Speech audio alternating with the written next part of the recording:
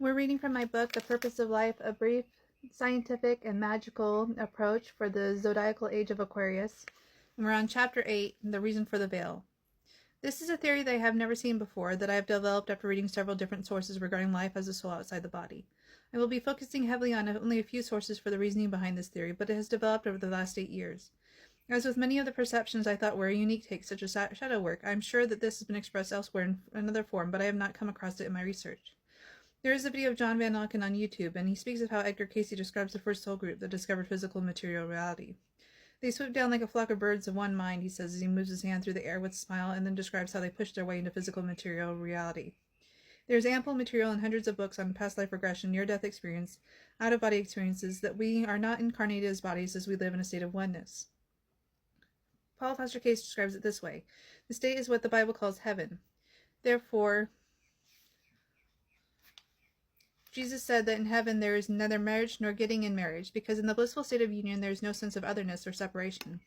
In the state of consciousness, we are now considering all distinctions of separate personality, and consequently all distinctions of sex are completely obliterated. Page 112. Even Alexander in Proof of Heaven explains it this way. Something had happened in the darkness. It radiated filaments of white gold light. Then I heard a new sound, a living sound, like the richest, most complex, most beautiful music you've ever heard. Someone was next to me. Without using any words, she spoke to me. The message went through me like the wind, and I instantly understood that it was true. You are loved and cherished dearly forever. You have nothing to fear. There's nothing you can do wrong. Page 38 to 41. In Journey of Souls, the client under hypnosis regressed to life between life describes how soul groups sense the presence of something greater. Subject. It's as if souls are all part of a massive electrical explosion which produces a halo effect. In this circular halo is a dark purple light which flares out, lightening to whiteness at the edge. Our awareness begins at the edges of brilliant light. Page 189. Michael Newton also explains, every soul has a spiritual higher power linked to its existence. All souls are part of the same divine essence generated from one oversoul. This intelligent energy is universal in scope, and so we all share the divine status. If our soul reflects a small portion of the oversoul we call God, then our guides provide the mirror by which we are able to see ourselves connected to the Creator. Page 198. In Robert Monroe's book, he explains how he perceived the Creator who created, to which we are linked. The radiation was so strong that it was nearly unbearable. I had to work continually to keep the emotion below the threshold level. The wondrous, brilliant joy, awe, reverence melded into one, yet with flashes of each sparkling momentarily. I looked through the smoke glass shield that was my inspect friend, and I was grateful. The full force of the radiation would have shattered me. There in the long view was a radiant living form of incredible size. My first perception was that of a tall standing humanoid, arms outstretched in front, palms upward. But just as quickly it was not. Instead, a shining globe, edges indistinct, behind it another, identical in appearance, behind it another, a continuous cascade moving away into infinity. Page 179. My favorite part of that book is when the soul BB observes that he sees the souls on earth as playing games, but having forgotten that it is a game.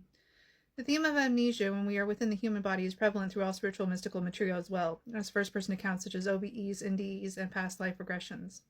Michael Newton describes it this way. They have taught me that a major aspect of our mission on earth as souls is to mentally survive being cut off from our real home. While in a human body, a soul is essentially alone. A soul's relative isolation on earth during a temporary physical life is made more difficult on a conscious level by thoughts that nothing exists beyond this life. Our doubts tempt us into finding attachment solely in a physical world we can see. Page 274. In the Kabbalah tradition, there is the idea of Zimzum, divinity expanded to create physical material reality and then consciously retreated to create room so we can have our own experiences. Personally, I didn't have much difficulty tapping into oneness when I was a teenager.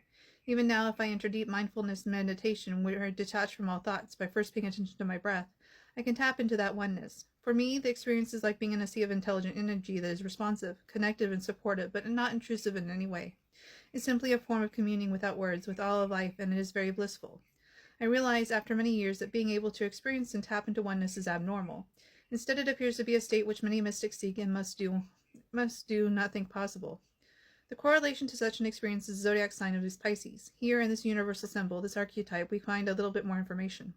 Fish, similar to the birds invoked by Edgar Cayce and John Van Auken, swim together as a group.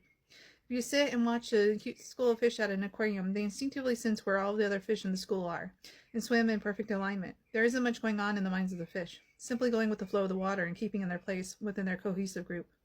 Herd mentality falls into the same sort of behavior as the way of a school of fish behaves. The herd mentality is the need to be a part of a group that is so strong that individual feelings are repressed and the behavior of the group is adopted as their own. There is a concept that I came across in my business administration college classes. The term is groupthink. Yale psychologist Irving Janis in 1971 first coined the term. The definition of groupthink is the practice of thinking or making decisions as a group in a way that discourages responsibility and creativity. Souls instinctively think this way and come from this perspective. The reason is that we come literally from a sort of telepathic hive mind within the world of spirit. In spirit, we are all connected. We are aware of that connection. We take it for granted, and it compels us to act in certain ways. When we become enmeshed into the physical body, that awareness with our connection to all that is blocked and forgotten. The veil. We become lost pursuing only physical goals, believing they will alleviate suffering in some way. The closest we come to experiencing that spiritual connection is in group experiences, whether that's in church, a political rally, a sports game, or a musical concert. All of those can feel like a transcendental experience where our separation is dissolved and we experience things as a group consciousness, a state of being most familiar to our soul. The idea that we experience a sort of hive mind in the spiritual realm also explains why the consciousness of the divine had to retreat from physical material reality. The consciousness of Source would immediately connect and overwhelm our own personal desires' willpower. In fact, it could completely wipe out all memory, leaving us merely an extension of its energetic thoughts. The queen of an ant or bee colony is not particularly worried about the fate or lack of presence of the worker bees or ants. One is not entirely missed as the focus is on the whole, and those entities are just an extension of the compulsion for survival emanating from the queen.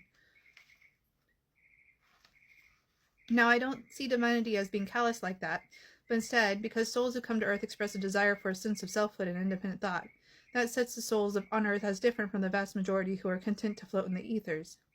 Knowing that the direct conscious contact would result in the soul losing that sense of self and individuality, divinity keeps at a distance. A plan for the return and the knowledge when that will occur for each soul is known by divinity, but not the individual souls that's on its hero's journey or self-knowledge. Overwhelmingly, the reason souls had to have an experience where they are limited and capable of unaliving is to build up unique experiences and a solid sense of self. That unique set of memories and experiences is what individuates souls from one another. In spirit, we are not really challenged. We can instantly experience whatever we want or end an experience we don't want. We can develop a sense of self that is very slow. We don't have anything at stake, nothing to overcome or anything that challenges us. In spirit, we all start off identical. There's no gender, no sense of self. We are energetic balls of light with limitless potential. On Earth, we literally have skin in the game. We literally lose all that we have accumulated aside from the knowledge gained from the experiences and the memories. The stakes seem so real to the soul, we try again and again to see if we can win the game of life. We develop a preference for being the active masculine role or a receptive feminine role. We decide if we really like milk or dark chocolate when we sojourn on Earth, or hundreds of other interests or talents and preferences. Edgar Cayce said the purpose of life is to know yourself as yourself and yet one with the Creator. Through a distinctive personal history on Earth, we develop a unique sense of self. Eventually, Cayce says we will become companions to the Creator.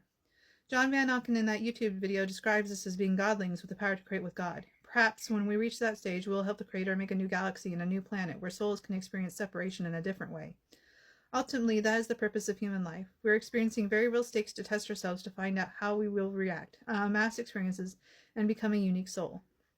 Our soul came here because there's a lot to be gained, and the souls who come here are learning to co-create with divinity. Even now, we can choose to align ourselves with the will of divinity by tracking the heavens via astrology, and choosing to work with the energy productively instead of resisting or regarding it with apprehension. This takes a deep level of trust and faith in a higher power. We suffer because of the illusion of separations and limitation. We try to regain that sense of effortless connection by joining groups and losing our individual identity. Many religious institutions have sought to return to that primordial condition of connection. The Buddhist actively seeks to merge back into the oneness like a drop of water returning to the ocean, and once joined together, indistinguishable. In the age of Pisces, symbolized by two fish tied at the tail swimming in opposite directions, we experienced as a collective the pull of the desire to individualize and the desire to remain as a hive mind. The answer to this conflict is to accept that we cannot return to that blank ball of potential that was started off as floating in oneness with no sense of self. We need to accept that to activate our greatest and highest potential, not just as a soul, but in human life, is to individuate, to forge our own path and reach self-actualization, and we will explore that in the next chapter. And that is the end of chapter 8, The Reason for the Veil. I hope you enjoyed.